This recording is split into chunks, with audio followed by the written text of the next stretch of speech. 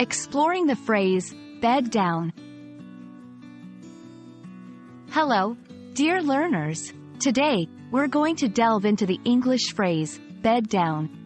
By the end of this video, you'll not only understand its meaning but also know how to use it in various contexts. Let's dive in. Bed down might initially sound like a reference to an actual bed or the act of sleeping. And in a way, it is related to rest. But there's more to it than just that. Bed.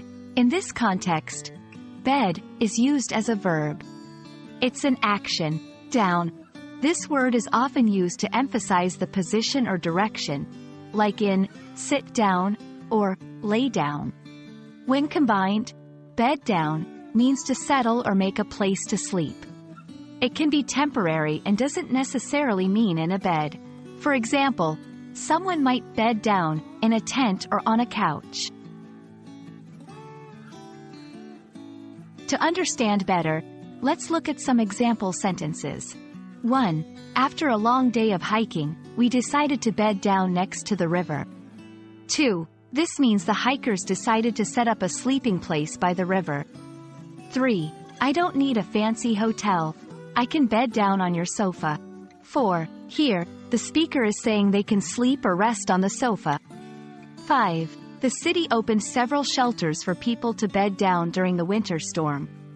6. This implies that shelters were provided for people to sleep during the storm.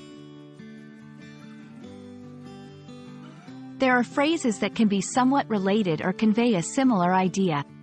Lay one's head, it's another way to say finding a place to sleep. For instance, where are you laying your head tonight means, where are you sleeping tonight? Set up camp, often used in the context of outdoor activities, meaning to establish a temporary place to sleep, usually in tents. And there you have it. Now, you not only know the meaning of bed down, but also how to use it in different contexts. Remember, language is not just about words but understanding the culture and nuances behind those words. We hope this video has been insightful. Until next time, keep learning and exploring the beauty of the English language.